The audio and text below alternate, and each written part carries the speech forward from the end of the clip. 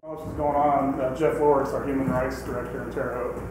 And Martin Luther King Day, they always have a celebration down at the Heights Center. And he asked if I could have a policeman talk, to the kids there and answering questions about Ferguson, about interacting with police. And I talked to the NAACP many years ago, and they asked questions, what should black youth do when they're stopped by police? So the same as white youth or red youth or yellow youth, we don't look at your skin and treat you any differently. I mean, I know there are racist policemen, I get that, but as a whole, we don't do that. We deal with people that we deal with, no matter what their color or race or anything. So I wanted to go do that instead of having somebody from the department do that. Since I'm the chief, I represent the department, I want to make sure that whatever's put out there, I support and endorse. And so he goes, well, can you answer a lot of tough questions from kids? I said, of course. And once you tell them the way it is, I'm not going to sugarcoat it. But they had a lot of good questions, and a lot of them were saying, well, how come you don't shoot at their legs? How come? Well, legs is a smaller area. You shoot for center mass. It's what we're taught on our training.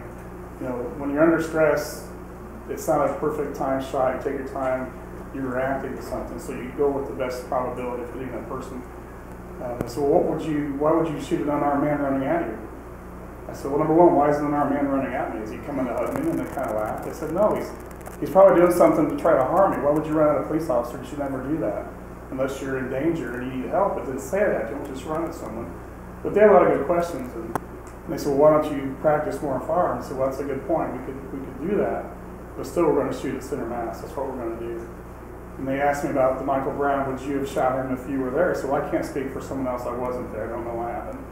But I can tell you this: if someone's going after my gun, I'll do everything in my power to keep it. And if that includes shooting them to stop them, then I will. Because there's no reason for anyone ever to take an officer's gun. There's no reason ever to fight with a police officer. If you have a problem with an officer, you get arrested, do as you're told, go to jail, you go to court, you fight it there. But there's never, ever a reason to fight with a police officer, ever. Nothing good's going to come from that. And don't ever go for my gun, because that's my protection. I'm assuming you're trying to hurt me with that, and I'll do whatever it takes to keep that. And I did not get any slack from anybody in those answers, but that's just the way it is. Maybe if they had an understanding of that. And, we get the chance, we want dead policemen, we want them down, and stuff like that. Who preaches that to people? I just can't get that. I can't understand that mindset or encouraging them to fight with the police. Yeah, we've got the families that are in trouble all the time, and we've seen them. They're generations of criminals, and they fight with the police because we're standing between them and freedom. I get that, but most people aren't like that. 98% of the people are good, probably more than that. Just they are. And Shelley mentioned something that we want to show we support you. So I know the public supports us. And we don't do this to get thanks. It's nice to hear that, but we know that people support us. It's a silent majority, we get that. But when you have the news media that's out here trying to sensationalize something, they're quoting a source that's not verified. The hands up stuff is totally untrue, but they're running with that. But on the other hand, the police department there kind of lets that fester when they don't put out any information as well. You don't hear anything from the officials, but you hear something from this guy. So what are you supposed to believe? There's no other counter to that. I can tell you with us, if we have an officer-involved shooting, we don't take a statement from the officer for 48 hours. And the reason for that is the trauma that you're going through. Studies have shown when you're a victim of a trauma, you don't remember things because you go into survival mode. You just survive. That's all that you focus on. So the smaller, minute details aren't fresh in your mind. They've shown in 48 hours you're more rested and your thoughts are better about you. So we do that with victims as well of a rape, of a serious violent attack. We give them that 48 hours because if you give a statement the initial when it happens, and then you get a follow-up statement and the victim says, well, no, that didn't happen like this, it happened like this.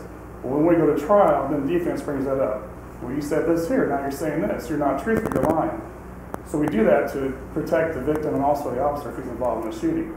So you don't have conflicting statements. And that's just, studies have shown us, we've kind of went that direction. So had we had a shooting here in Terre Haute, we wouldn't have an officer's statement other than the basic.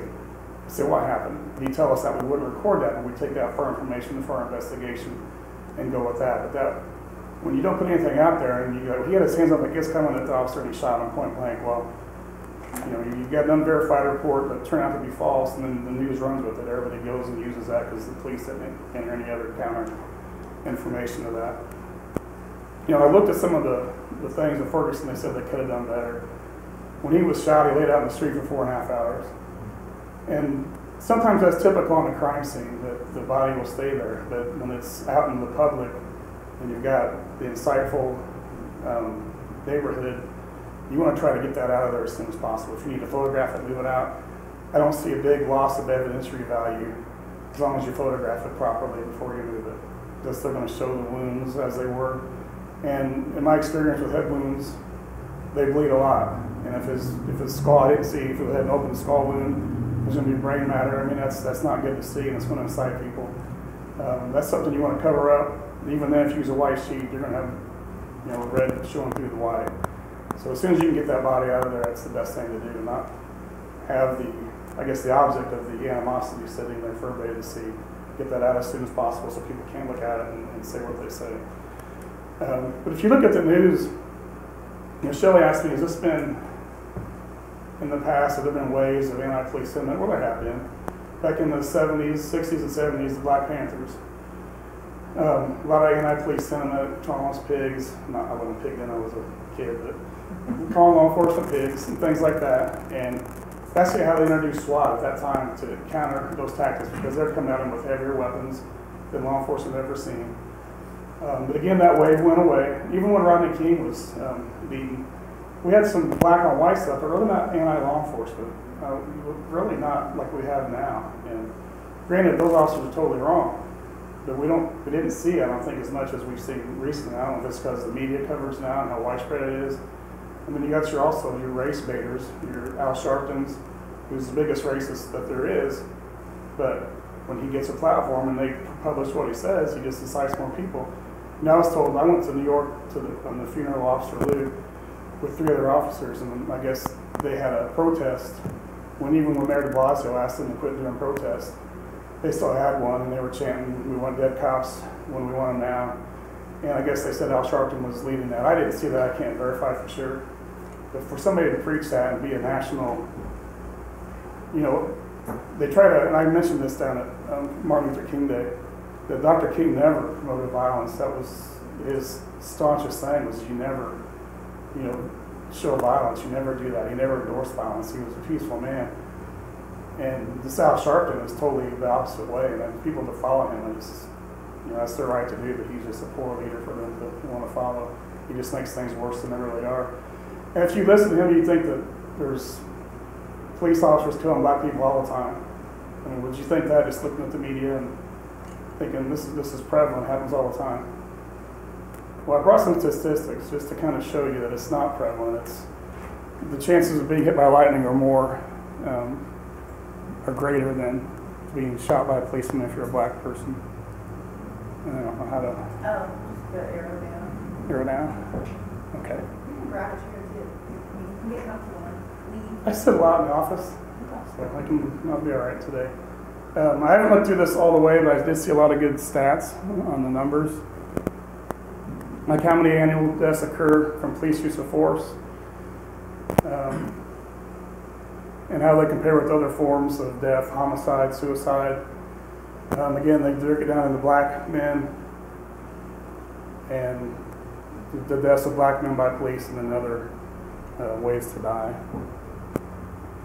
And how often should we use legitimate lethal force?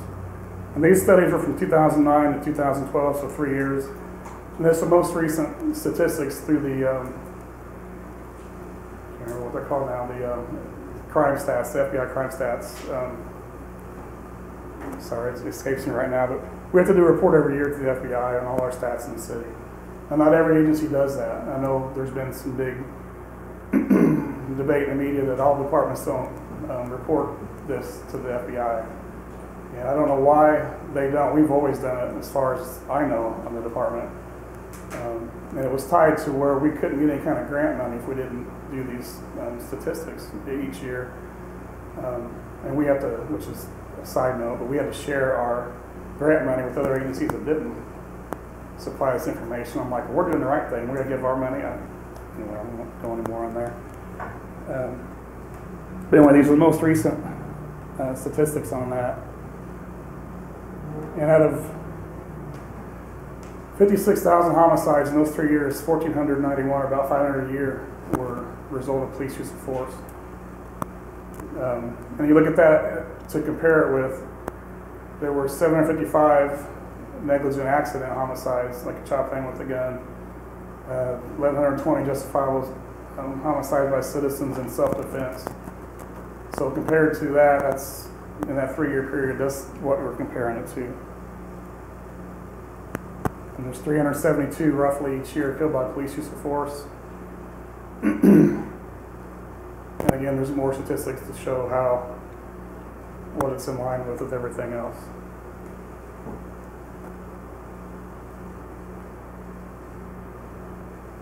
So there's 373 people are struck by lightning each year in the U.S., and there's 372 killed by police use of force. So your odds are about the same as getting struck by lightning. Chief? Yes.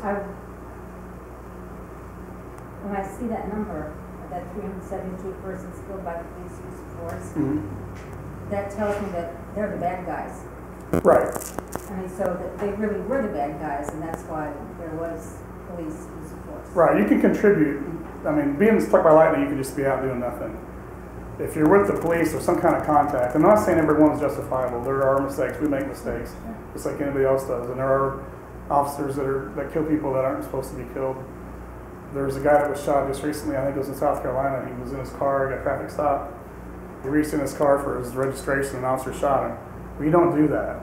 I mean, number one, you're not supposed to reach in your car for something. I get that, but you don't just shoot somebody when they're doing that. If I'm just seeing that, I'm gonna pull my gun out, but I'm not gonna just start shooting because he's reaching for something. You gotta make sure, 1 and 1 makes 2. You just don't, because they're doing something. It may not be smart, but it's not a justifiable use of force. And like that one, obviously he wasn't killed, but thankfully. But how much does the media affect the police? I mean, everything was on pins and needles for a while. So right. I mean, the reaction. How much does the media and all this play into the heightened Well, it does, because reaction of the police? Well, the 2 officers in New York, for example, they were just sitting in their car. They got ambushed. So that makes you, someone's walking through your car. What am I thinking? What's he doing? So you're on a heightened alert, but you still, if somebody's walking with their hands in their pockets, they had a video just recently that was released, a body cam video of an officer got killed in Phoenix. And the guy had his hand in his pocket, and the officer told him, take your hand in your pocket. And they always tell us to take your hands in your pocket. It's the first thing. And if you don't do it, my gun's coming out, take your hands out of your pockets. I mean, we're not playing around because that's when they have guns in there. Well, this guy didn't take his hand out. I kept talking to him, take your hand in your pocket, didn't do it again. Finally, he said, take your hand in your pocket. He pulls out a revolver and he kills the officer. But that's what can happen. That's what we're trained in. But we're not trained to shoot somebody when they're reaching the glove box. That's a sign. What's he reaching for? Probably his registration, which he was. But it's just, like you said, you're on heightened awareness, but you can't be afraid. You can be alert, but you can't just react, oh, he's got that. You got to make sure he's got something. And I know the kid that had the fake gun was shot over in Cleveland. Number one, if I'm going on a guy with a gun call, I don't pull right up in front of him. So a lot of bad things happen. You use your tactics, you stop. You get, unless he's shooting somebody, then yeah, you got to go react. But then I'm running over my car just to stop that. But you just don't pull right up to somebody that's got a gun. You get a safe distance, and you look at it. You don't just rush into that. And because I hate to second guess someone else's that I'm not there. But you look at some of these videos and you think, why did they do that? And legitimately so. But yeah, this will increase your odds, and most of these are justified. So whether it's somebody fighting with the police, somebody just committed a robbery, got in a shootout, and then they were killed, yeah, a lot of these are justified. So even though those are high numbers, if you look at it, 372 is a lot of people get killed a year. But when it shows the whole population, it's like 0.00 something percent. It's still a lot. One's too many. It's unjustified. If it's justified, I don't care if there's 3,000. Don't put yourself in that situation. Don't shoot at my police officers. Don't try to take my gun. I mean, that's just the way it is. I want to come home at night, and that's what we train our officers to do. No disrespect in that, but don't do what you're supposed to do. You're not going to have these problems. Don't fight with the police. You're not going to have these problems. People just need to do what they're told.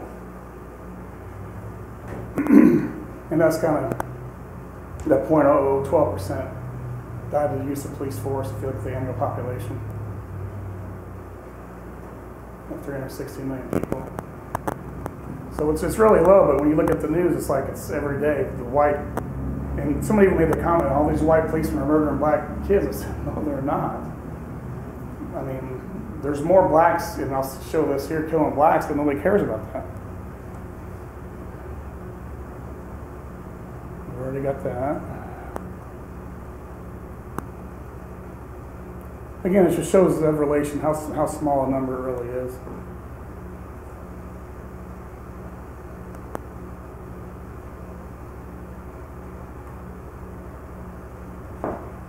Now, this is one that is, of the 1,491 that were killed, 32% were blacks. Well, that's disproportionate to the number of blacks in our society, I get that. But our crime rates, if you look at that, that's still skewed the same way. There are more blacks involved in crime. I don't say that because it's not true. I say it because statistics show that. I don't know why they do that, but it is. And I'm not saying that's a racial thing. I'm just saying more blacks are involved in crime than whites, disproportionately, and that's just the way it is. I can't explain it, other than that's the way maybe those that are in crime are brought up. So we have the white crime families too. It's just the way it is. Those are the stats, and they support that.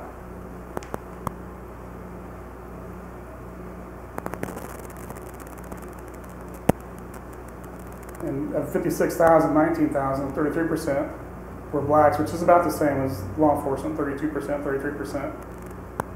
But if you look at that, of all the black males killed, 2.5 were the result of police force, 2.5%, 93% were criminal homicides. And the majority of those, I believe, shows were by other black males.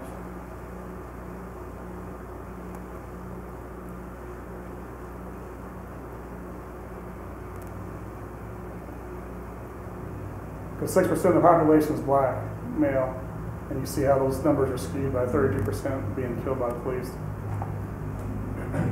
But it says 73% of the black males legally killed by a citizen in self-defense were killed by a black citizen. So it's a lot of black on black crime. And again, on the bottom, they're disproportionately involved in violent crime, and that's just the way it is. I can't explain it, but the statistics show that.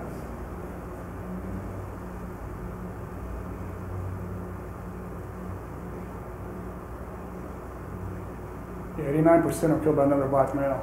So,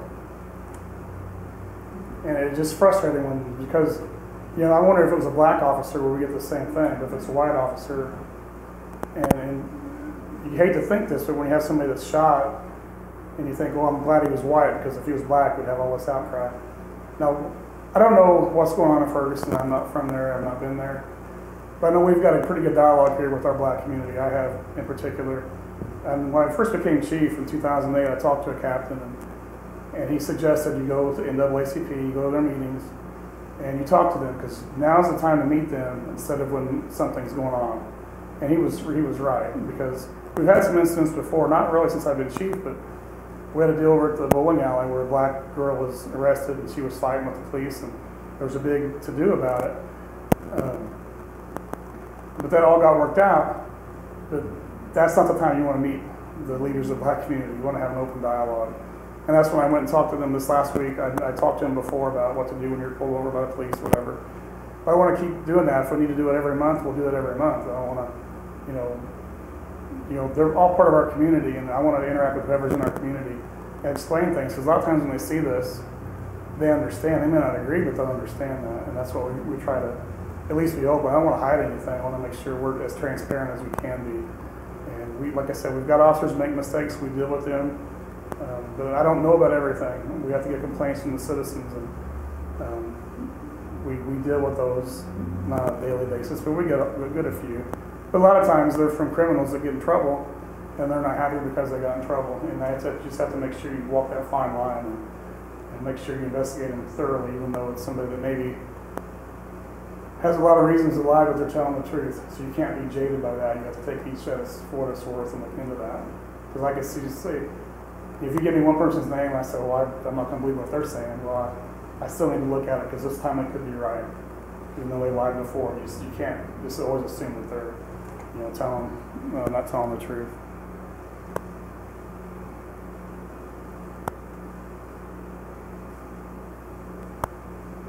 Was this conversation happening before Ferguson? Like all this police and all this black? I mean, it looks like the stats were I collected. think those stats were, and it may say here in the end when he did this, but I think it's relatively new because back in '85, just to touch on this, if you were a fleeing felon, we could shoot you. Say you think of a minor felony. If you stole over $100 worth of stuff and you're running, we could legally shoot you. I don't think that's right, but until 1985, we could do that. They changed it where you can only use lethal force when reasonable and necessary. Because there were people that were getting shot here in Terre Haute for all kinds of reasons. So luckily, we've got away from that gunslinger type attitude just because of running. And we could shoot you with a taser. And I don't have my taser tonight. I had an officer's taser go down, so I gave it to him because he's out in the street. I'm not. His chance of using is a lot greater than mine, I would hope, anyway. So, but we've got other issues we can do. And like, well, I'll talk about that later, that stupid round they're using in Ferguson now. Why are we training what we do? In those 3 years, 58,000 officers sustained injuries from assaults doing their job, and 224 were murdered in line of duty. And I firmly believe had the officer in Ferguson not did what he did, he'd be one of those statistics. Because Michael Brown was not, he was bent on doing harm to that police officer. Even after he was shot, he came back at him again, and he would just be another statistic, and we would not have any public outcry over that.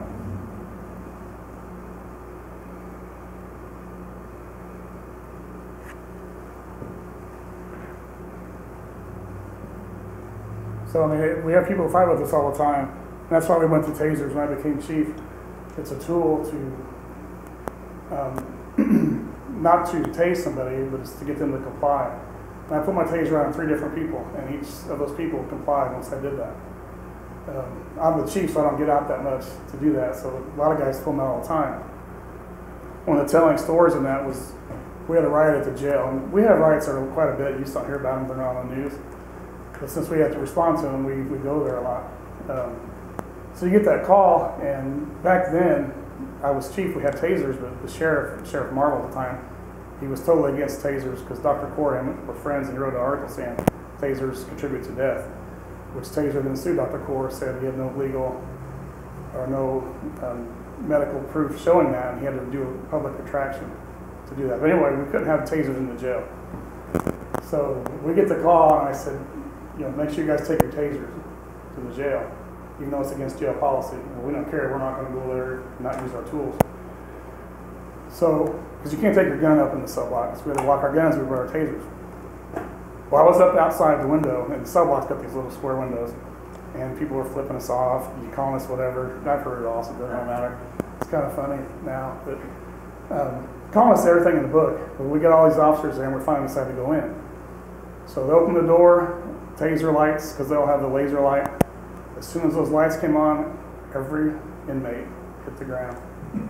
Not one resisted, not one. And that's what they're for. They're not for us to tase people. They're there for us to make sure people comply with what they're supposed to do. So we didn't arrest them, secured them all, and they got them back in the cells.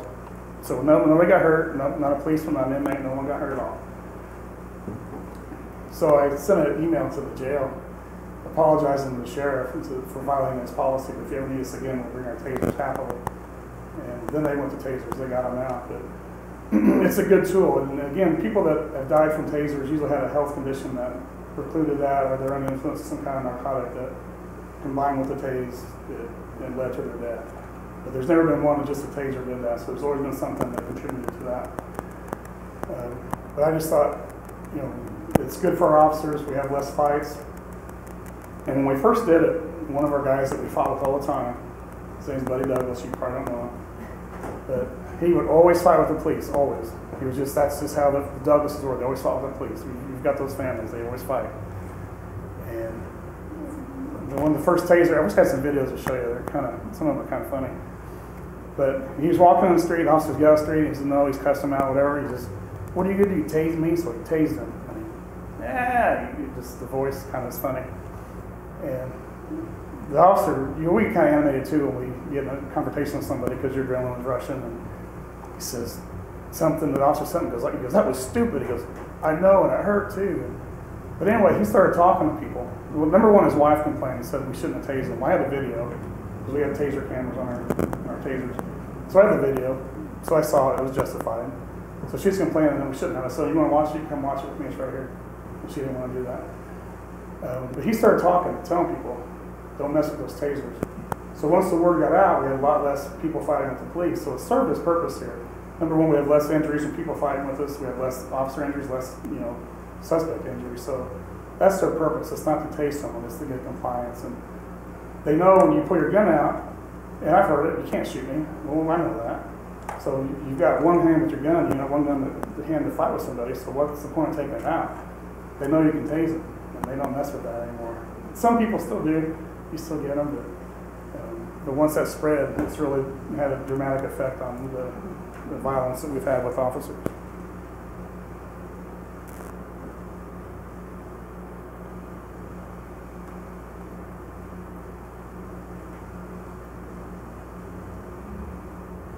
It doesn't really say when he did that, but the stats from 2012, they would be released in early 13, so I don't know if he's had this. Somebody sent it out and I saw it. I thought it was really nice to have that kind of statistic. And I'll go over some of the Ferguson stuff if you like. I don't want to talk and bore you. I'd rather just answer your questions. But some of the things we heard, we've got an MRAP here, which is a big mine-resistant armored vehicle. And some of the things I heard when we first got that, why do you need that here? You don't need that here. You're militarized in the police department, because I'm in the military. Well, I put it to, as an old councilman, city councilman, I said, well, what if, just say you're walking down Wabash and you get shot by somebody in a building, and he's still shooting at you, and I pull up in my armored vehicle and I get between you and the gunman and take you in and evacuate you out of there. Because, well, I never thought of that. That's what I get paid to think of that. So that's why we have that. It's not to go out and patrol, and it's not to intimidate people. When Ferguson, they had the riots there, they came out in those vehicles, and we got this big review of the LESO program of getting military surplus equipment to police departments. St. Louis County had 0 military surplus vehicles. All those they bought commercially they paid money for them. None of those were from the LESO program. I know a lieutenant over there on St. Louis County. Those were all purchased through like Linco, through Bearcat, they make those. We got ours through the military. But none of theirs were from the government, so it didn't even apply there. That's just people, politicians, president, where we want to go, attorney general, they're just off base. Now granted, there's some agencies that get things that don't need them, I got that. But don't throw them all in there with Ferguson, because they weren't even used there. They weren't even the military equipment. But we've got that for a specific purpose. I hope we never have to use it. But if we do, we have it. And I'd rather have something than not need it than need it and not have it. Because if I'm not prepared, I'm not doing my job. We had the mall attack in Mumbai. They let them fortify in there. The police are afraid to go in there. I will never ever, I can't imagine somebody saying that. That's what that's for. If I have to go drive 300 feet mall with that vehicle to stop that, I'll do that. But when you let them fortify, you let them torture people, you can't do that. You have to go in there and do something. The Beslin attack that Greg wrote, you let a terrorist fortify, you're just playing, you got to just stop it as quick as you can. You're going to have some casualties, but you got to stop that. The longer they are able to set bombs, whatever, the more damage they're going to do. And I've been kind of proactive. We've had training with our SWAT team. We've had them film the news covers and show it on TV. They don't get into our tactics, but they show us training where we're not giving away any secrets. But I want people to know we've got that. Because I want them to think, well, if we go to Terre Haute, well, no, they got this SWAT team. I want them to go somewhere else. Number one, I don't want them to go anywhere, but I don't want them coming here. And we've got federal inmates down there that are Al-Qaeda members. We've got terrorists down here. And people that think that can't happen here, their heads are in the sand. And I'm not ever going to be caught with my head in the sand. And we have stuff that we need to protect people here in town. And I'll take the criticism if people don't like it. Because when, the first thing we got were those military blazers from the military. And again, we're militarizing the police department. Well, this last winter, January, we had in 2014, the big snow, where people couldn't get out. Well, my officers were out patrolling in blazers and Humvees because they could get out in the snow. Well, the paper did a big article about how the sheriff's department used the National Guard to go out and answer calls. Well, I didn't have to use National Guard, so it's not a story. We're out patrolling already. I don't want to depend on somebody else to do my job. We need to be self-sufficient. So it just makes me mad that people that want to complain that we're militarizing the department, well, we got those for a purpose, so we can get out to people if we need to. We used them in the flood of 2008. We used them last winter.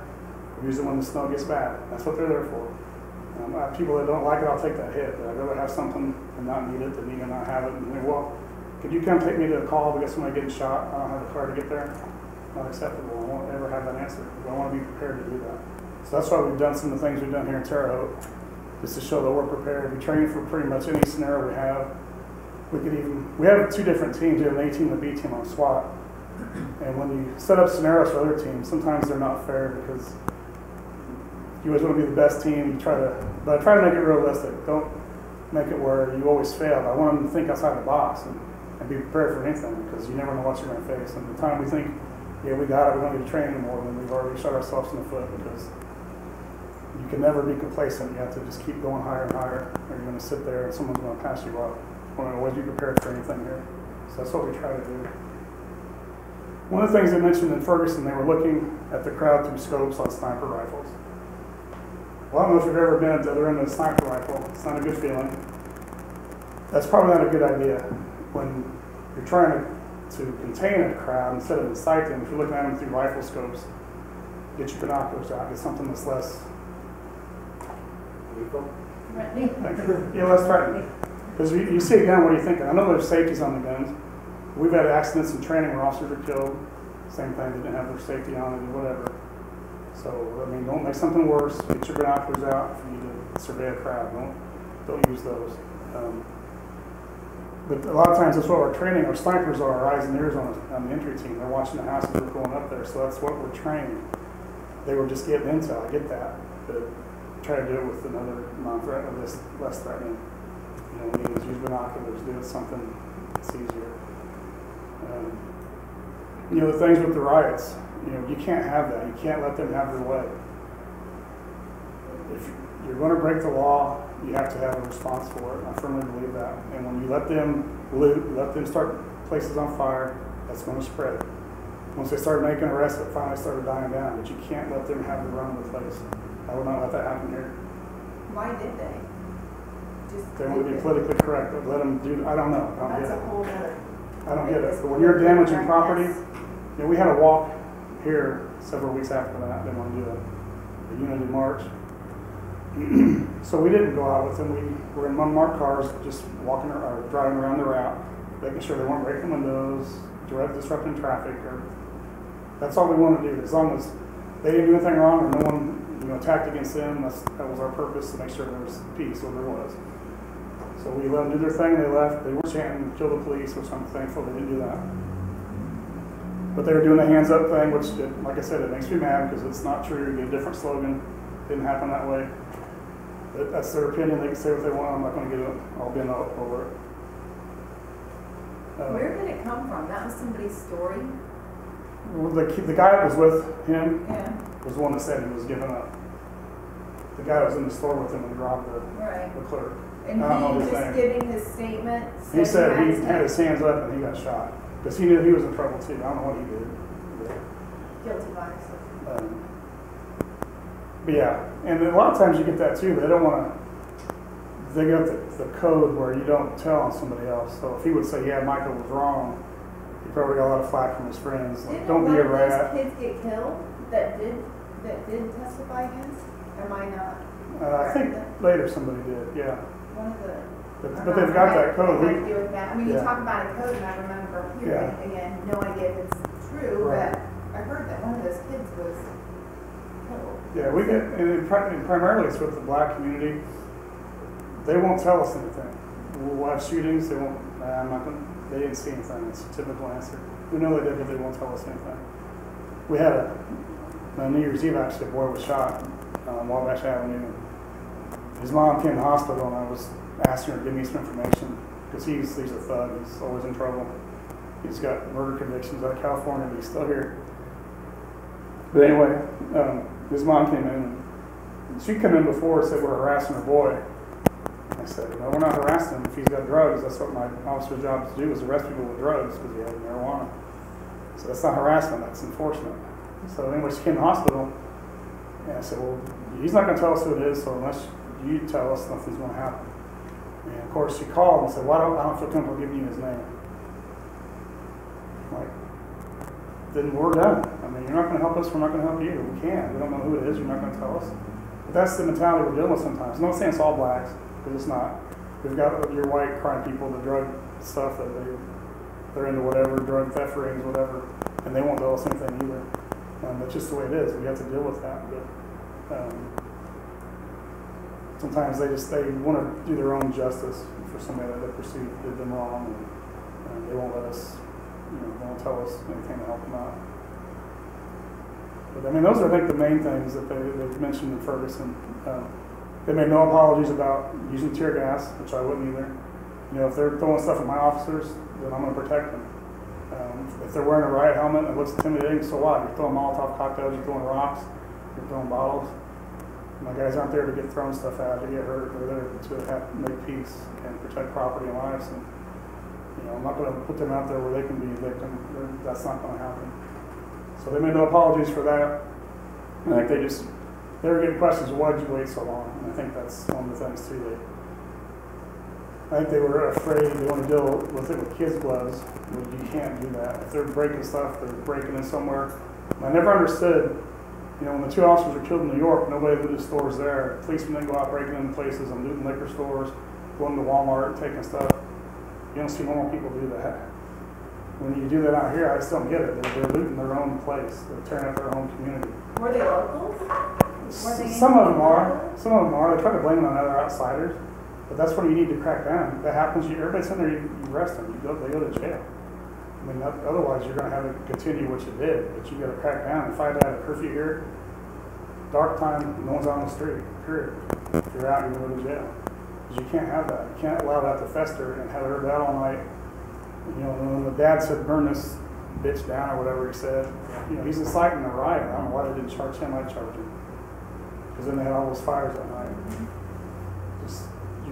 His actions led to that, I firmly believe. And when the people in New York were killed, people said that that's Al Sharpton's fault. He may say things I don't agree with, but he didn't murder anybody. The one person that shot them, he's the one that's responsible. Granted, he was influential.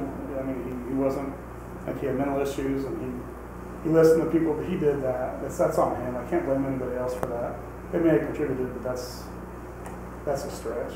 He's responsible for his own actions. I think we've got away from that in this country. To try to blame people for different things. If I do something, I do it. No matter if you told me to go, wreck my car in the building. You may have said that, but I did it. I should know better than to do that. So you got to take responsibility for your own actions. I think we've got away from doing that. We look at to blame somebody or, Michael Brown, for example. The only person responsible for his death is Michael Brown. And no matter how you look at it, his family wants to justify how he's a good kid. Well, he may have been a good kid, but he may have had a bad day that day. And he got what he got coming to him, I think. And, it's just the way it is. It's unfortunate he's here. He's not here, but his actions led to that. And in our society, sometimes that happens. And I don't like it, but I'm not going to chastise an officer for doing his job to go home at night. He did what he had to do, and he's still here. His law enforcement career is done, obviously.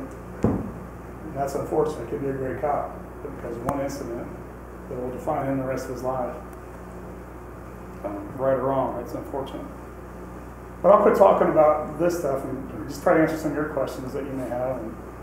What's your opinion on law enforcement wearing cameras to show that action was justified? Like in this Michael Brown case, maybe it would show that, right. And that would, right. And what's your opinion on that? And that's one good thing. The taser cam, for example, I mentioned we got cameras in our tasers. And that's dispelled a lot of, they said this happened. Well, this video shows clearly it didn't. Well, the bad thing about a body cam is when we're taught to come out with 2 hands. If the body cam's here, that's going to, I'd just say it's not a catch-all. It's not the answer for everything. Right. Does it offer perspective? Yes. And it may show a perfect video of what happened. Some of the videos I've seen, because we've had guys testing those out for 2 weeks. We just finished our trial period. And it shows a lot of good material. And it's not, Taser was pretty specific. They didn't want to have light enhanced features on the camera.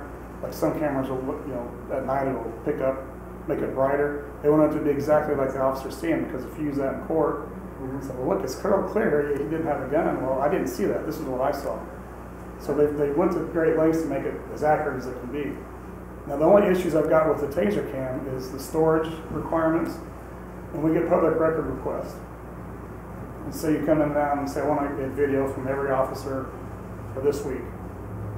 That's a tremendous amount of data we're going to have to go get. We're going to have to also make sure there are no juveniles on that data, no sex crime victims on that data. As soon as I have to look at every video of who that officer dealt with and make sure none of that's on there. So that's a nightmare. That's not even been addressed yet. So there's a lot of things that have to be answered before we even go to those. I just want to test out different kinds and see what we're good. But a public information request, you could ask for that. And let's say, I'm thinking, let's say you're an officer, you get involved in a fight with somebody. He's claiming you use excessive force. I want every video of that officer for a year. So you're going to have to get that. And then if they can look at that, and one of the officers mentioned that, well, what if I did something here that didn't look good, and then they pull all this stuff out of 10,000 videos, they find this one. Well, as it is now, they can ask for that. And every video you make has to be stored. It's evidence.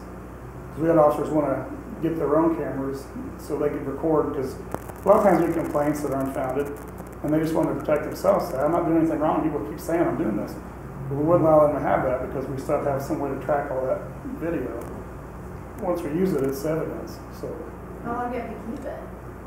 again, that's another good point. I'm not sure what the statute is on that for video evidence, because it's a new thing. It could be years. I mean, And then that cost is associated with having. we have to store it. Now the taser cam we looked at, they do it in the cloud. They store it in the cloud, but of course there's a cost for that. And whether or not how much video you have depends on how many gigabytes of storage you need, and then again how long you have to store it. So it's a tremendous cost. I know people say, well, just do this. Well, then we're looking at doing that, but there's a lot of questions I have to get answered first before we do that. And there may be some legislation kind of covering that, because if there's a lot of things we can't video. We even had someone, which was kind of funny as you're learning, you're doing this. Some officers went on a call with a body cam. And said, I won't shut my house with that body cam on. I said, well, I'm not coming in your house, but that's my equipment. So if you want to take care of your own problem, go ahead, but I'm not leaving it out here. So it's just, you learn different things as you go through a different program. But there's a lot of questions on that. The short answer, yes, it would be great to show exactly what happened if everything worked right and no view was obstructed and had all the sound. Then it would show that he didn't have his, excuse me, it would show he didn't have his hands up, but he was actually attacking an officer, and you'd have that video. But we didn't have that there, so and again, like I said, we had the one witness saying he had his hands up. The police officer was not saying anything, so the speculation just kind of went wild. We'll talk about the orange things we were talking about. The orange thing, The lethal, the non-lethal. there's a less lethal. And non-lethal, less lethal, they're different terms. Non-lethal means it won't kill you. Less lethal means that it's less than it could.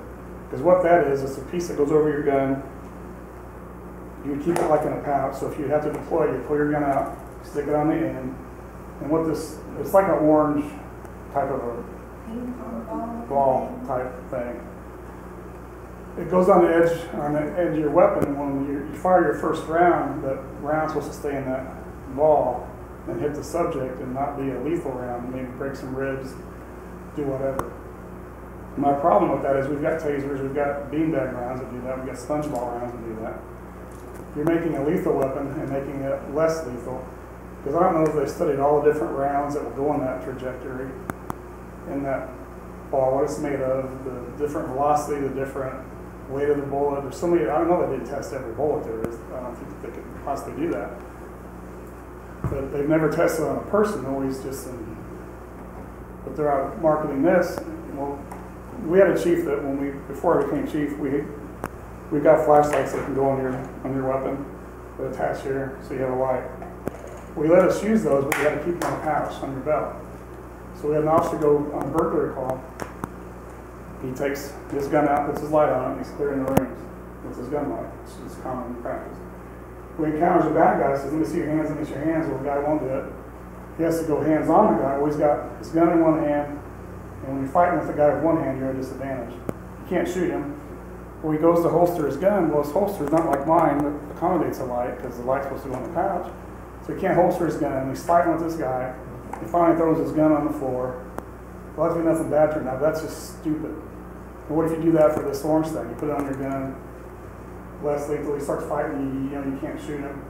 You can't holster it now because it's got this thing on your gun. It's just a bad combination. So this is what it's for. Don't be in a position where you have to have a gun drawn on you, number one. Have another tool, a taser, whatever. They can do that. But to make your gun a less lethal weapon is just ridiculous. Where is that coming from? Is it coming from, like, again, trying to be retroactive and saying that, I mean, where would that come from? Why Ferguson? Well, Ferguson, obviously, because it was their assistant chief that actually Googled. I looked at it today. I read something on it. The company that's making them is a retired officer looking at making some money. There's always good idea fairies. Yeah. And just because I'm a law enforcement doesn't mean I know everything about it. And his idea, I'm totally against it. This is a lethal weapon. Leave it a lethal weapon. Don't alter that. But they said, well, if you have a suicide by cop, then you can do the first round and it's not going to kill him.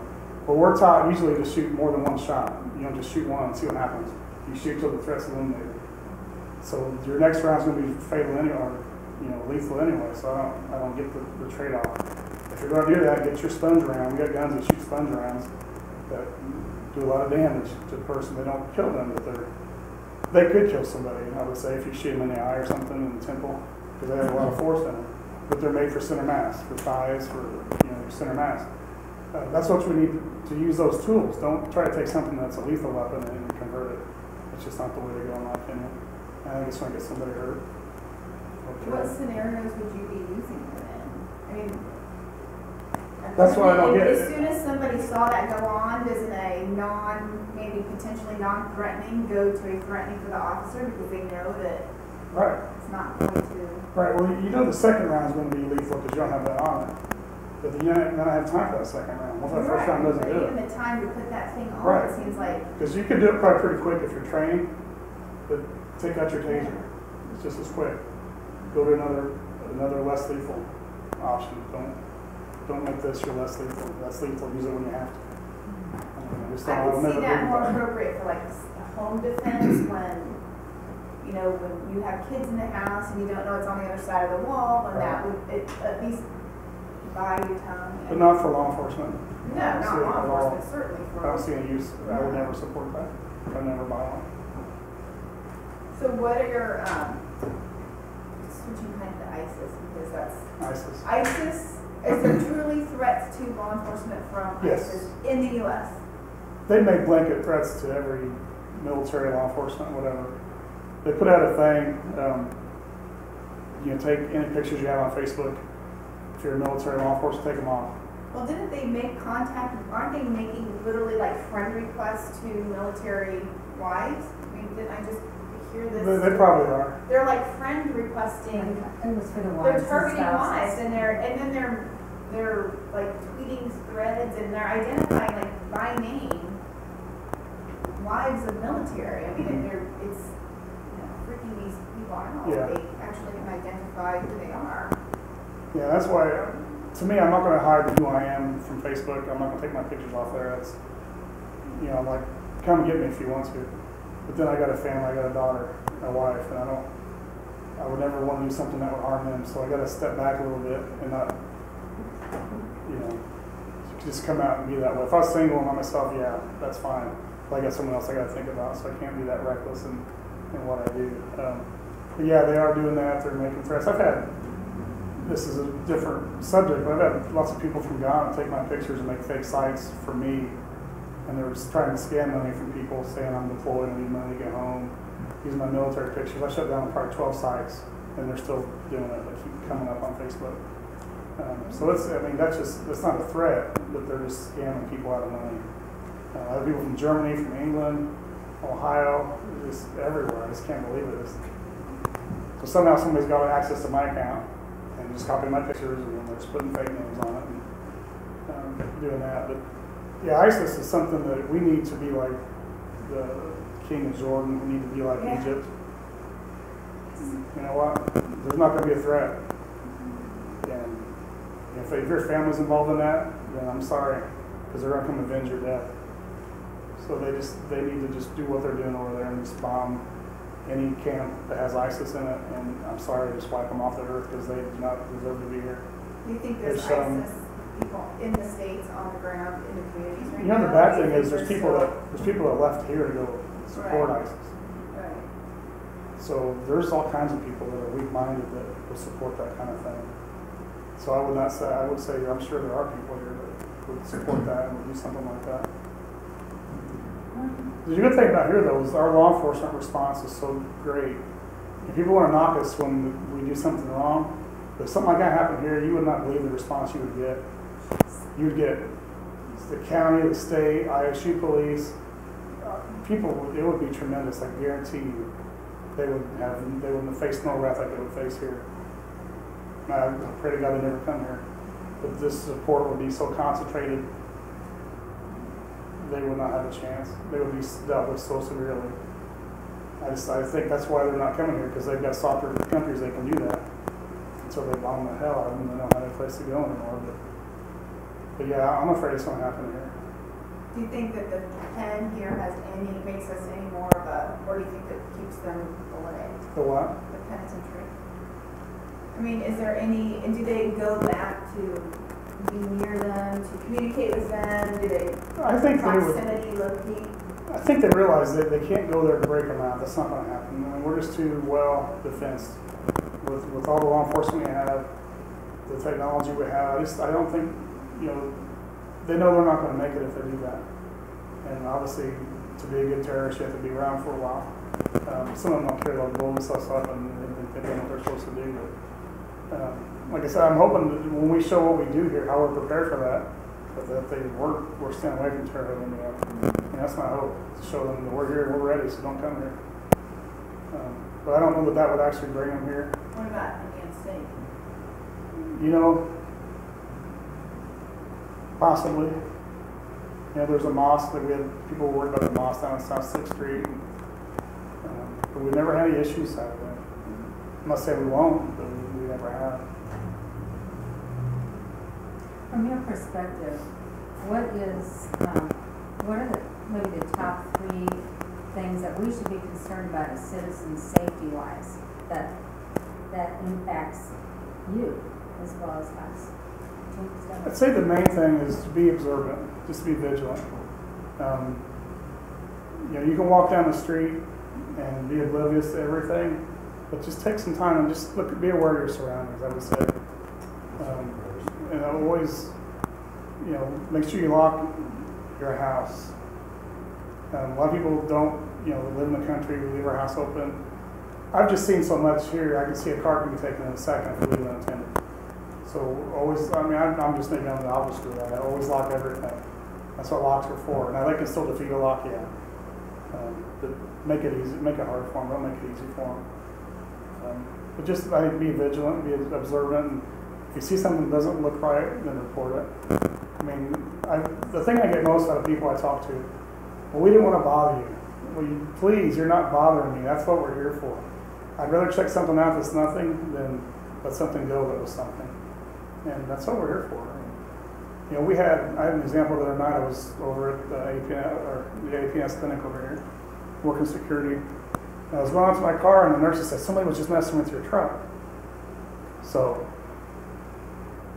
And they said, well, he's over there. He's like a block away. So my truck's over here, and I didn't know what he did. They said that he was messing with my truck. So I said, I can go look at my truck, and then he's probably going to get away, or I can go follow him. So I started following him. Get on my radio, call, say, hey, you got a unit, start over this way. So we actually stopped here, 7th and Wabash.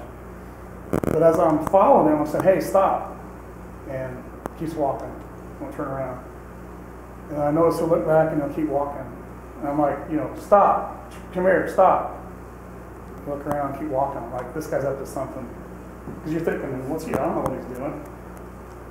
So I round the corner, and we went through the parking garage, around the corner, and he looks back and sees me, and he pulls out an earbud. So he had earbuds in, that's why he couldn't hear me.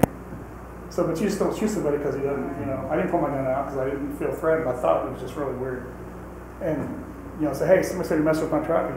I didn't do anything. I was just walking through whatever. I said, hey, I didn't say you did. He said, somebody told me you did. I'm gonna go check it out. If everything's okay, we'll let you go. Because I was in my uniform just like this. And as I went back with the other officer to check my truck, nothing was wrong with it. He was just walking through the lot. He made the comment that it's pretty bad, a law-abiding citizen can't walk from point A to B without being stopped by the police. I'm like, you know what, that's what we do. If someone calls and says you're suspicious, we're gonna check you out. I'm sorry if you don't like it. If you're not doing anything wrong, you're on your way. We didn't inconvenience you more than like 3 minutes. I'm sorry to have that attitude, but that's what we do. If I get called on you, I'll do it again. So we didn't strip him down, we didn't throw him on the ground. We don't do that. We treat him with respect. We're gonna make sure I said, hey, empty your pockets.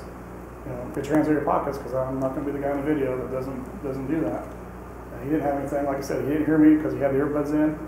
But when you're yelling at somebody, he's looking around, he's walking and thinking he's gonna do something, he did something. It's just natural to think that, but it was a legitimate reason because he had his earbuds in. But we check people out, and you may see something that's suspicious, maybe he did nothing wrong. If I were walking down the street and I get the police call on me and said, this is what I was doing, and that's okay, thanks. We try to be polite, because if you could be shitty back to him the way he was to us, then you just kind of fester in that.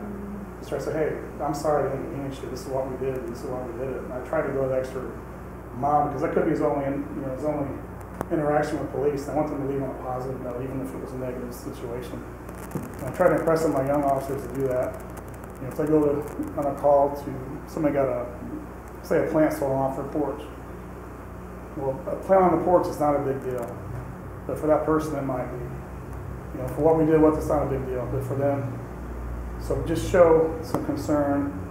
You know, maybe you don't think it's a big deal, but for them it could be. And if they think you don't care, you know, that's their perception of you. So just try to be helpful. Yeah, we'll look into it.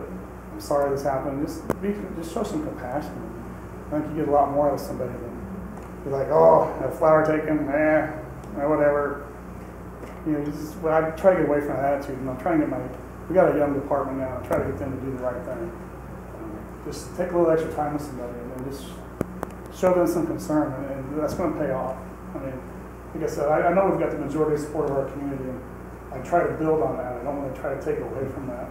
And whatever I can do to talk to people to help, help our relation with the community, we're going to do that. A question about concealed carry.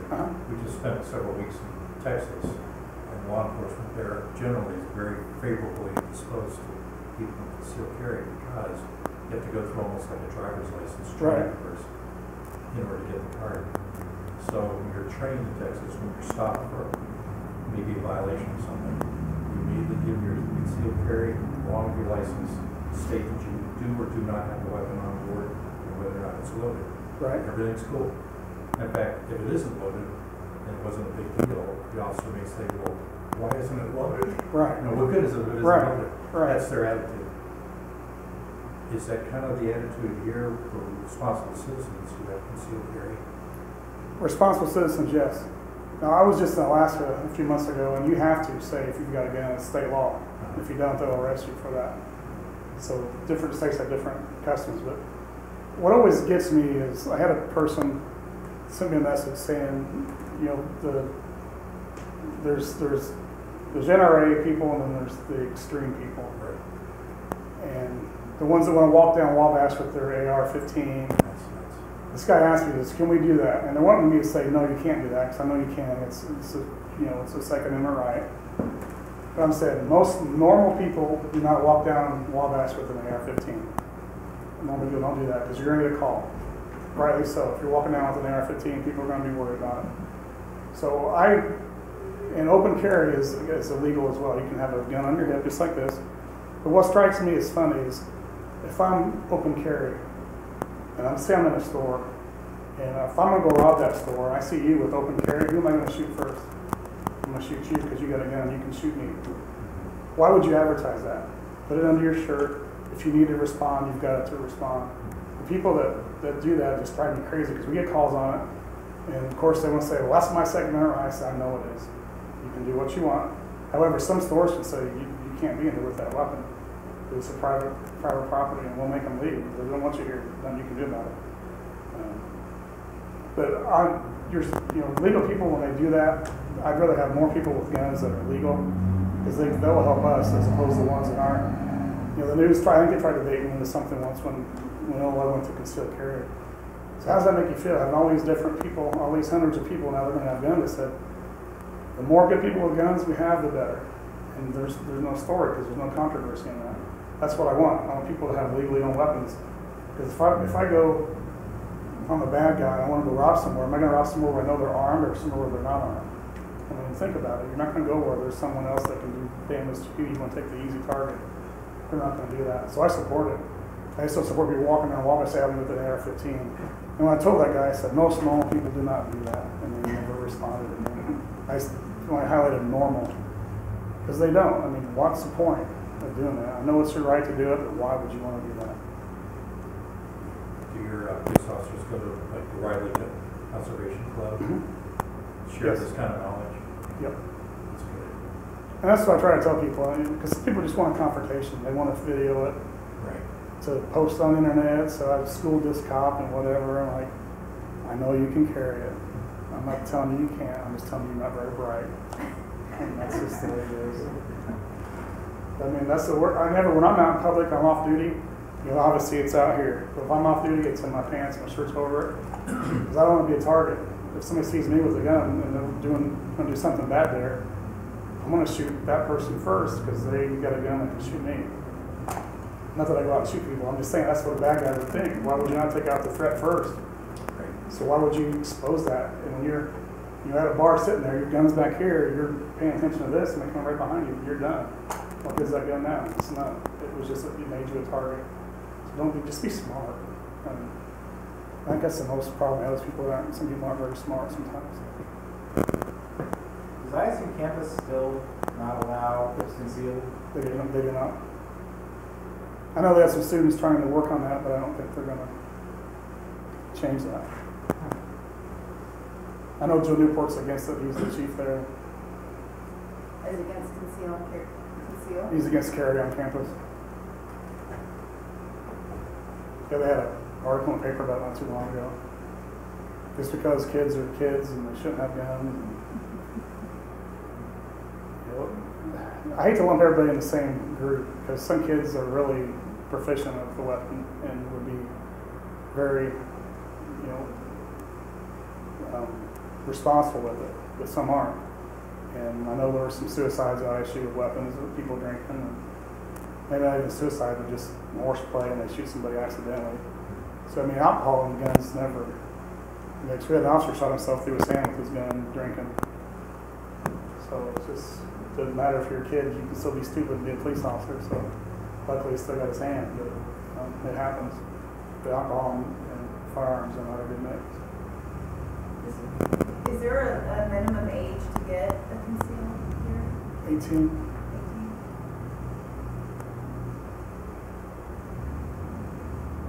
At least at that age, you can't drink legally. Legally, yeah. Yeah, before it was kind of weird because you could buy a gun. Maybe it was different. Maybe you could buy a gun at 18, but you couldn't get permits here at 21. So I was like, how does that make sense? That's weird. So I don't know what it is now, but Earlier when you mentioned the waiting period uh-huh. for a traumatic event, I was just at the VA Center down in Waco a couple weeks ago and met with the PTSD ward there, and the doctor who runs it, and he explained to me what that's about, the physiology.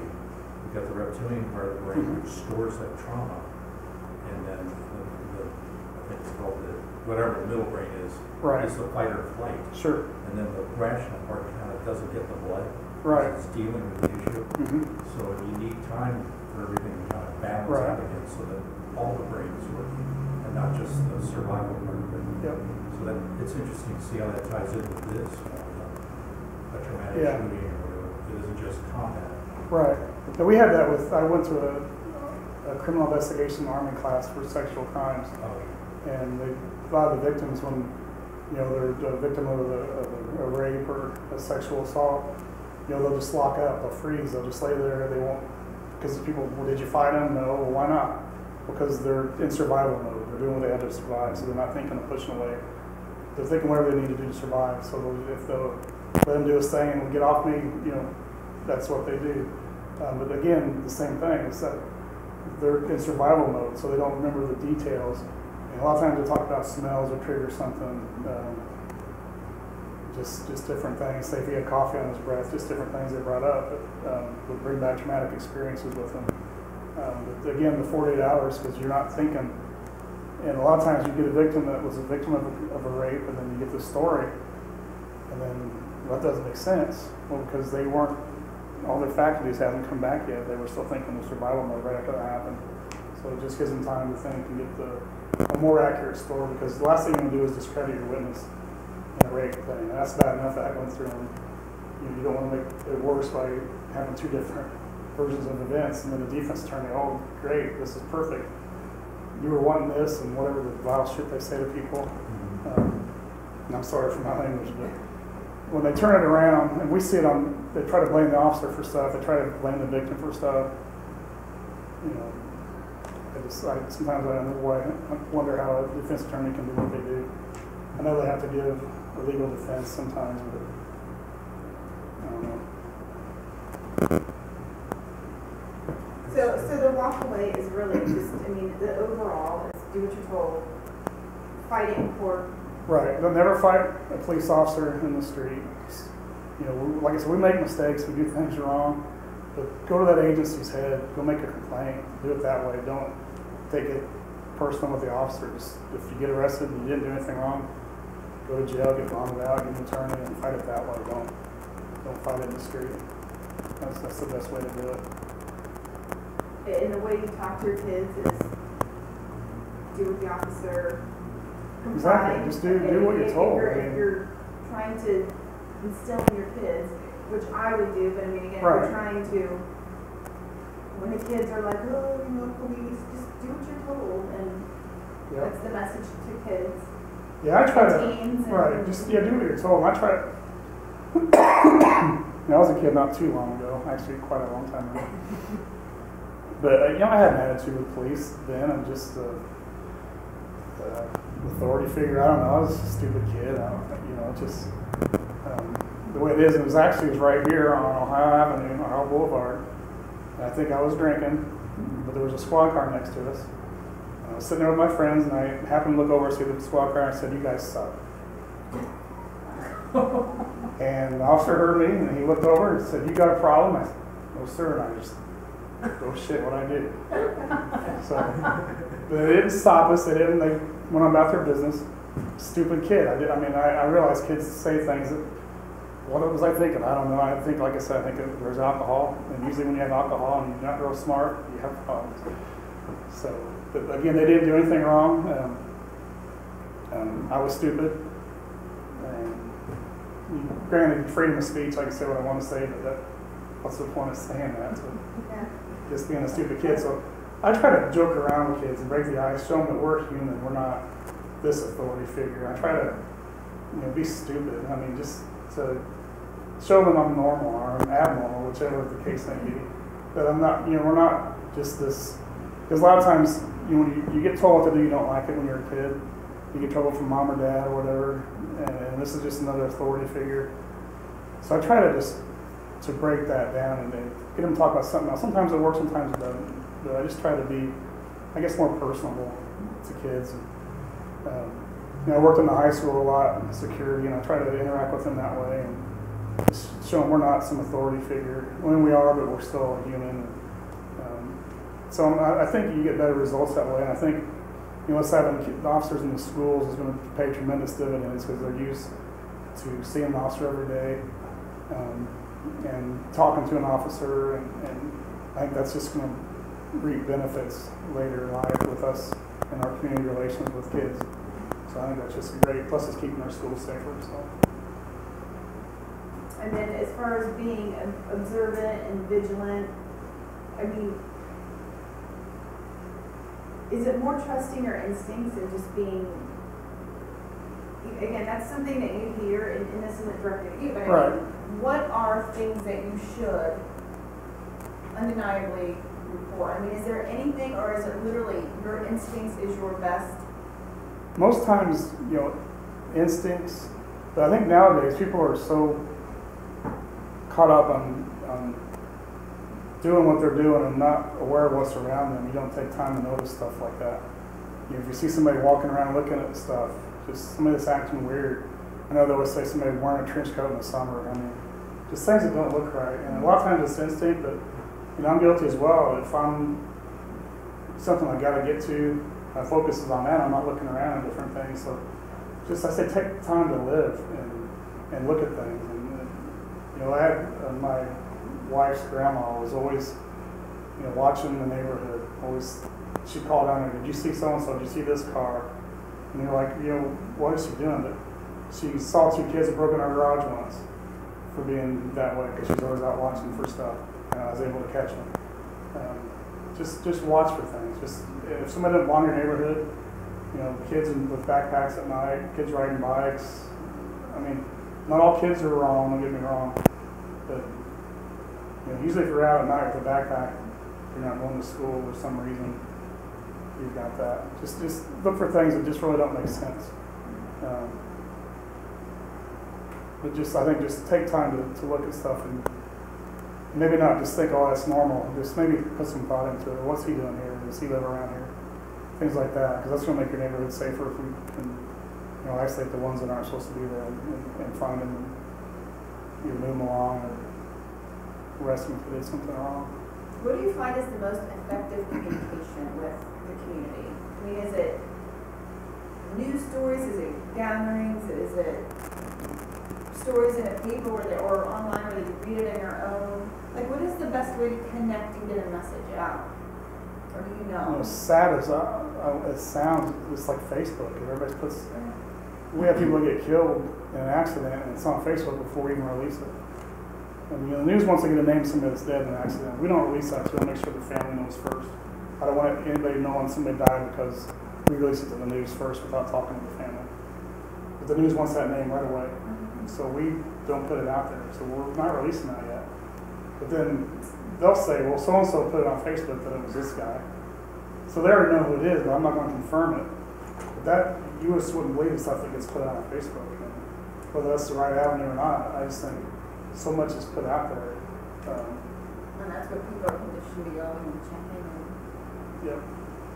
But I mean, I don't know, you know, with kids now with Twitter and Instagram. And, Do you use Twitter?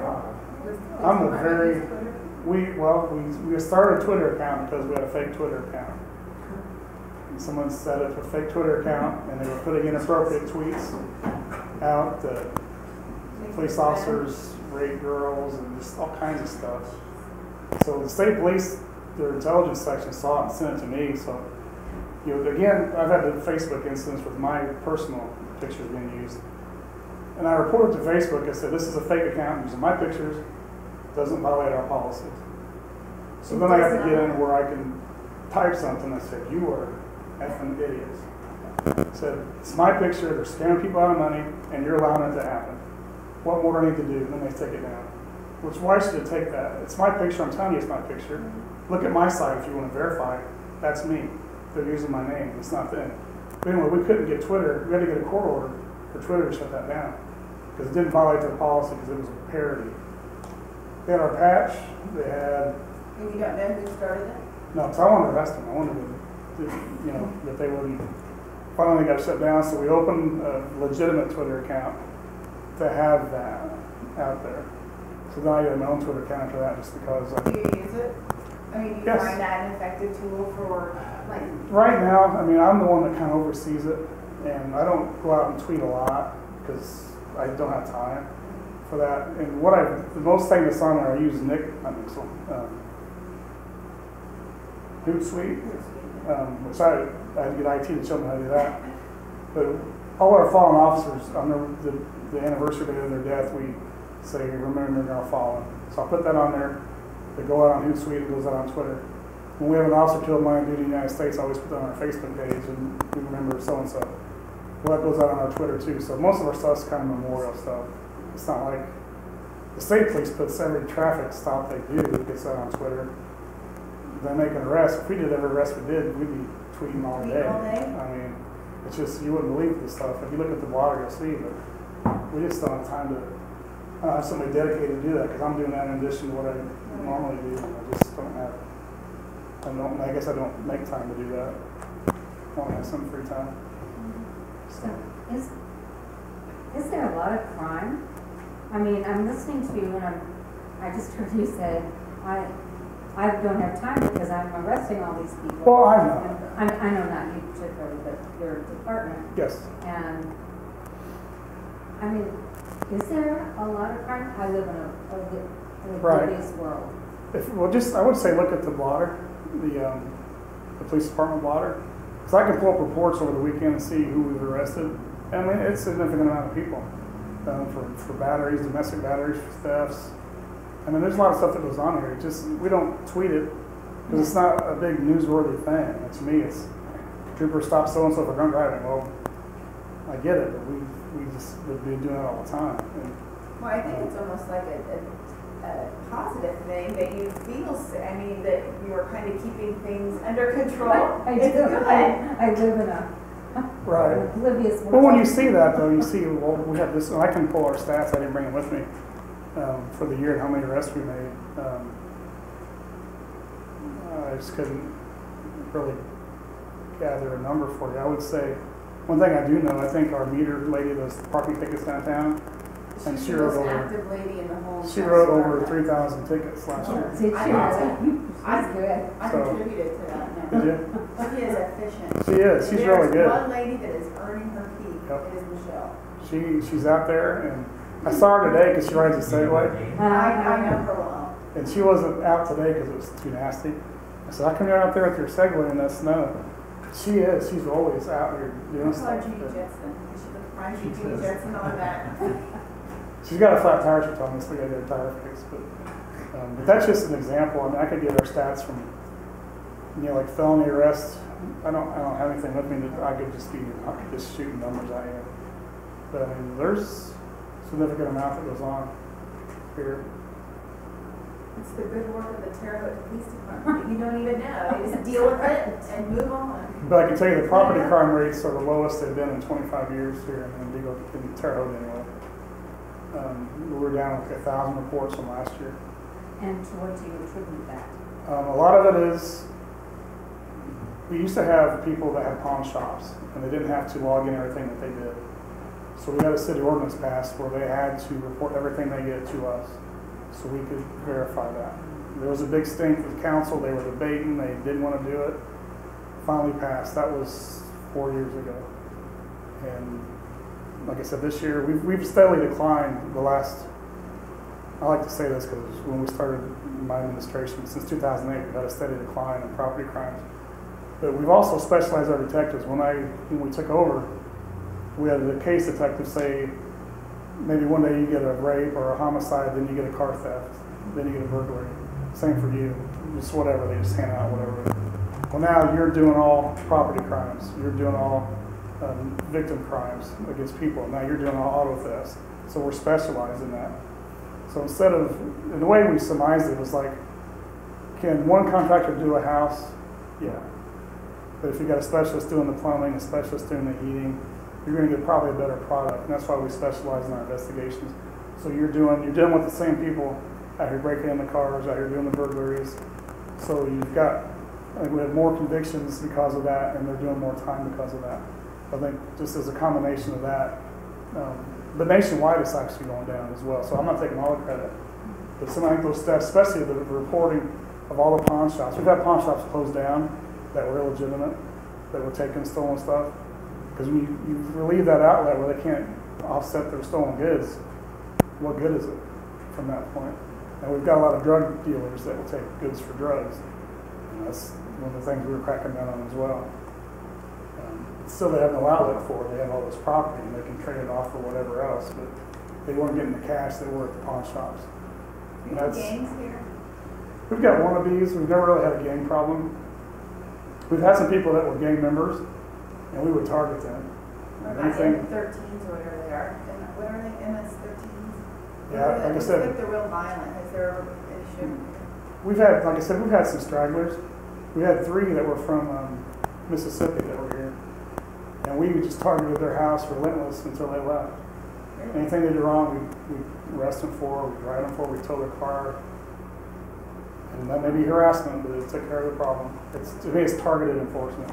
It's not harassment. They You might ever say it's think you could harassment. get gang mentality to turn for good? Like, so as things escalate with, again, just say ISIS, and things start to threaten your country, do you ever think, I'm just curious, that you could ever start to convert those gang mentality to fight for their country, or would they be much more I think they susceptible to would. recruitment? I think if it got that bad, Just I think because they would. their mindset is so dedicated. Well, they you fight can channel it. other gangs, so Right. they would see them as Yeah. another threat that way.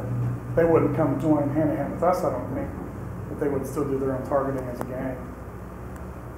And then they would see that as a threat to their way of life too, I would think. You don't think that they're, because you always hear like in prisons they're recruiting, and do you think they would be susceptible to turn against their own country, or do you think they would resist and fight that? I'm just curious, is a mentality. I've actually never thought of that. I would hope that they wouldn't, but I think they would realize they would get a swift response from us if they tried. That's the Crow Patrol. It's not somebody shooting downtown. I was wondering what that was. After a while, you think, oh, not the Crow Patrol. Yeah, we're out shooting after people. Which it could be, but it's not. I'm sure it's the Crow Patrol. Would you say that your assessment of what's happening here in Terre Haute is consistent with other smaller towns around the country? I mean, I realize that's a big stretch to ask that question. Right. But I actually think here we've got it really good. Number one, we've got cooperation with the different law enforcement agencies. We've tried to make that a priority to get along with. We've not always got along. Administrations haven't, they've clashed. But we've tried to make sure, show that we go out in the county on calls when we need assistance. We don't ask for permission, we just do it. If we had just the other day a letter from one of the sergeants over there, where we had somebody that needed an AED, they were having a heart attack in the county. Our officers just say, we're close, we'll go that way. They heard the call because we got combined dispatch. Before we had different radio systems where we weren't all on the same page and we couldn't hear. And we'd have our frequency, they'd have their frequency. And then I remember once when we were looking for a homicide suspect, we were helping the county look. One of the guys said, switch to so-and-so channel. So they switched so we couldn't hear them, so they wanted to do their own thing and left us out of it. So we try to get away from that where we work together. But I think our community really works together. We don't want crime here. I think the majority of people don't want that, and we've had a great community response from people. So, I would put this against anywhere in the United States, a really good community. This is one of the only communities in the country that has SROs in every school. We're one of the few. Yeah, we started in Indiana. No one had that, and the police department or the city pays half of the salary of the city school. School protection officer in the county does the same, and the school corporation pays half of everyone. So we put that up. I got rid of my secretary and some other things just to make sure that would happen out of our budget, because I think that's that important. We didn't want something like that to happen. And I think the best deterrent is to have someone there that you make it a hard target, not a soft target. That was the model the Attorney General came, and it was just really, it was accolades for doing that. And I thought it was great that we did that. I guess, they were talking about arming teachers in schools, and I was totally against that because they're not trained for that. Now, some of them are. Don't get me wrong. You got people that are gun owners that are responsible and they're proficient, but that's not their primary job. They don't know the legal aspects of everything like we're trained, and to me that was the best option. And I'm glad that it worked out here for our community. Well, and then you're saying the dividend returns as those kids get used to being with an officer, Yeah. communicating, how it's going to help. Yeah. But I think even like the MRAPs, again, that's a whole objective of this. Like the MRAPs, I never had an issue with them, but the Right. fact that now if someone is, if you're in a conversation and someone is, you're militarizing the police department. I mean, I never thought about the fact that if Right. there's an active shooting going on, that is something you can put between, and it might be you that they're pulling out Right. or failing. I mean, those are great nuggets to have. Yeah, you just put them in. Trying to, And I get that. That's not. Well, I never thought of that. Well, that's what I'm supposed to think about. Right. So don't criticize me until you realize why I have it. It's not to go out and patrol all the action to put you in my scope of my rifle. No, it's not what it's for. Those are not, we don't have any weapons mounted on those things. It's not like a offensive weapon, it's purely defensive. And you just try to, once you tell that, I think more people understand that, but you still have people, well, you all these military weapons. Well, yeah, but look what the criminals have out here. They got better weapons than I have. And the people that don't understand that, like I said, they get their heads out of the sand. You're not in reality. You don't know what you're talking about. And I'll take those hits because you keep them coming. Because the mayor will tell me I'm getting people saying you're militarizing the department, and I get so mad because I say, you know what? They weren't complaining when I came out and answered calls in the Blazers this last winter, were they? You know, so that's why I have that stuff here. And I hope the governor never had to shoot him with these military weapons we have. But if somebody's got it, I know we got a response for them. And we're not afraid to use it if we have to. You know, that MRAP, somebody asked about that, and I said, if I got an active shooter in a house, you know, the front's kind of like fiberglass with all the back of it's armor. I'm going to back that thing through their house. I don't care about their house. I care about stopping what they're doing. I'm not going to send an officer in there when I got that. I can just back it right through their door. How many do we have? I got the one MRAP, but we had 4 armored Hummers. I got 5 of them broke down. But because we got our SRT are 2 8-man teams, so you can get 4 people in a Hummer. So 16 people, 4 Hummers, I can get them all in an armored vehicle.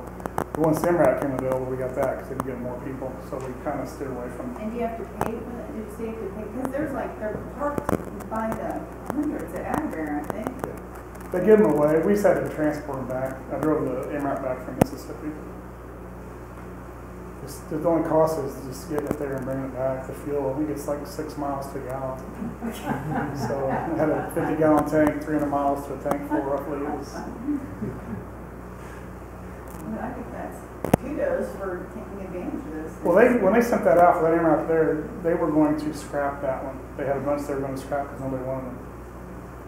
And I said, and that thing cost, I think, $800,000. Yeah. It was made in 2008, I think. Had really low miles on it, so it was just like brand new, and they were going to scrap it. I just couldn't believe it. I said, we'll take it. Now, obviously, there's uses that you don't just accept. I took it to parade for Veterans Day to let the veterans see it because it was at the time it was still desert tan. It wasn't black like it is now with police on it. But we'll use it for that. We'll take it to Cub Scout things that the kids see it, just things like that. It's more of a PR thing. But the real purpose is to save lives if we need to. There's a robot out at Roscommon they've got that can dismantle bombs. And you know, some bombs have like a 300-meter blast range. So I was talking to the people out at the airport. I think they're from ISU, from the unmanned. Yeah, but they got this robot that they got. I think it's kind of the same thing. Somebody gave it to them, and they said they could use it to go up and defuse a bomb. I said, "What's your radius from your remote to your robot?" I said, "It's only like 50 meters." Well, like I said, the blast radius is 300. So I said, if you want to use our MRAP to pilot that, if you had a big bomb, you'd be safe in there, and you could still do that. So there's another use that we could use it for. So you just got to think of what you could use that for. It's, like I said, it's not an offensive weapon, but it keeps that operator protected. You can go dismantle something if we had a bomb situation like that. Which again, I pray we never have that, but I'm pretty confident we've got the tools we need to handle it. And I don't try to talk that way to scare people, but Oh, no. I'm a realist, though. I think this is fabulous. I think that this, you know, so many of us, we live in a bubble. Well, I mean, you don't think about things. Right. The worst thing I could do as an administrator of my department is not be prepared for something. I don't want to be the guy calling for help. I want to be the guy that's there to help people. If I don't have what I need, then I failed, is my opinion. And I think it's because I've been in the military too, that you need to be able to meet whatever comes your way. And that's what I'd strive. I prepare for the worst and hope for the best. And that's worked so far. So I'm going to keep trying to do that. Thank you. Excellent. This was great. Good job. Those other people who didn't come, they missed it. And again, I have no idea how to. I don't know. Put it out. They sign. That's why I was asking. Like, what do you think your what have you found? Maybe it's is the speaker, wasn't it? It's Big not draw. the speaker. You know, I mean, and people will blame things on weather, and, you know, Oh, yeah. I don't know what it is, but all I know is that you can only do what you can do, and if you get 3 people, again, that are out there saying great things about our department, then that grows to. Well, that's the 9, thing. that grows Your to- word of mouth. We have a Citizens Police Academy, and you're welcome to sign up for that. But it shows us what we do. It's a 12-week program. It's 2 hours a night. Starts in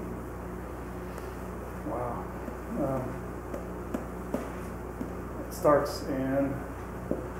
I'll get back to you on that. We used to have 2 a year. Now we just have 1. So I'm not sure if it's the fall. I think it's the fall. But again, it kind of shows what the department does. And again, we want to show you what we do so you can tell people different things. If they ask you a question, and maybe you hadn't thought of that. You know, I get a lot of people question, like, well, I saw the squad car go to the light, turn on his lights, went through the intersection, turned them back off. Was he just going through the light because he's in a hurry? I said it could be. He could be doing that. But if I'm going out tonight, if I'm on a burglary in progress call, I don't want to, should I use my siren and lights the whole way there to let the burglar know, hey, guess who's coming? Or do I want to be quiet? Now, I can get through traffic if I hit my lights real quick, because say you got a lookout down the street, and I see my lights on all the time, well, you know, here come the police, let's get out of here. We try to be proactive and catch people doing stuff, not just respond to a burglary that's already happened. But and it was funny because one of my training officers on midnights, we went on an alarm call, and we got out, and we could hear the siren coming, the other officer that was backing us up, and he was over a mile away. So that resonates with, if someone that's a good training officer tells you that, you don't want to do that because they're going to hear you coming. You try to be quiet. We'll black out, we'll turn our lights out and drive those cars in darkness to try to catch somebody. And that's, to me, that's being proactive instead of just hitting your lights, hitting your siren the whole way there, you're scaring everybody away. Well, what good is, I mean, granted, you're stopping something, but I want to catch guys doing this so we can't do it again. And that's what we try to teach people. So there's a lot of times there's a reason that do guys go through lights because they're in a hurry. Yeah, I'm sure that happens. But most of the time there's a legitimate reason for it, and that's why I just try to explain that, because people may not think that or understand that, but when you tell them why we do a certain thing, then they understand. I had somebody complain the other day because they said, they called the mayor's office because one of our cars was going red lights and siren down Woolman Street the wrong way. And she said, well, can you guys do that? I said, yeah, we can do that. We had an officer yelling for help from the state police. I don't care where he is, I'm going to get there. If it's a one-way street, that's why I have lights and siren. Get out of the way. And this lady complained because you shouldn't be doing that. Well, you shouldn't be telling me how to do my job. What if that was you yelling for help? Yeah, I mean, there wasn't a wreck. I don't know what happened, but she wasn't happy. And then even the mayor's secretary said, can you guys do that? I said, yeah, we can do that. We don't make a habit of it, but Yeah, I drove a fire truck, and he went on call, and he was the driver, and this car would not move, and they were, you know, everywhere that car was going, they were trying to, and he wouldn't move over, and it ended up that it was his house that was on fire. Really? Yeah. I mean, this has been years ago, but that's, Fire. I mean, it was, yeah, that guy would not pull over to get out of the way, and he's like, oh, damn. If everywhere we went, he was going, Exactly. and it ended up that was his house. And we had an officer before get mad because cars won't get out of their way. We had one officer push a car through the intersection and get past it. So he got suspended because we don't do that. It's frustrating, but you don't push the car with your car to get it out of the way. So I guess we make mistakes, and I think the important part is that you have to deal with them. You have to, you deal with that person. You don't make a blanket rule for everybody. You just deal with that behavior and hope it doesn't happen again. But he's fun. He's a great officer, but he just had to get through there. So not that way. He waved. I think it's also interesting, like Greg always tells me to leave, at a railroad, to leave a car's length between you and a car, because everybody's on your tail. Yep. And in the event that like somebody tries to carjack, you have nowhere to go. Yeah. Or if somebody's trying to get in your car, and again, that's not something I ever thought about until he mentioned, like, it just makes sense if you're trying to, if you need to turn around, or you don't give yourself enough, because I think he might have been like, with me or behind me or something. Right. We were in a train and I was like And on the car. And he's like, why would you do that? You could never. And I'm like, again, it was just one of those things I never thought of. And now, I'm always leaving a car. And I'm sure I'm irritating the people behind me, so I'm not closing that distance. But Well, I hate going like to a drive-through where there's just one lane and you can't get out, because say I'm in the drive-through and there's 3 cars in front of me and 2 behind me and I get a call. Yeah. Well, now I can't get out, so I'm no good. And so I'm just kind of leery and some stuff like that. You think, leave yourself a way out to respond or to get away for whatever reason. Well, I teach yoga up here at 6 a.m. every morning. It's pitch black, and inevitably my car will set off that dang train. So I'm sitting at 5:50 in the morning. It's pitch black, and Yep. if there's somebody in front of me, I kind of feel better if there's somebody at that track with me. But Sure. I do now leave a car's length. I'm like, it's early. If somebody was, wanting your car jacked. Well, there was a guy recently just down here by 3rd and Poplar that was going up to cars asking for money. A black guy with dreadlocks. Did he have a tear? Well, he's a black guy with dreadlocks. Is that the one? I don't know. There's a guy that's coming around here. But we talked to him and told him to knock it off because he was scaring people. I mean, he's wanting money, but who knows, like you said, Right, wants to yeah. carjack your car. But I mean, that's just, you have to be aware of that. All it takes is a second for somebody to come up, open your door. And I don't want you to be paranoid by any means, but just be It's aware. too late, we're already paranoid. It's empowering. It's empowering. That's no. But that's why I always carry my gun when I'm off duty. I don't, like I said, I don't advertise it, but. Right. And I guess for me is I'd rather, again, have it, not need it, because I wouldn't know what to do as if I didn't have a gun and I could have stopped something and I couldn't. I think that the guilt would I would not be able to live with that. So I just would rather have it, no matter how uncomfortable it is in the summer or whatever. And that's just part of life now, and I just don't ever not have it. And I just hope, like I said, I'm hoping that's just preventing everything from happening around me.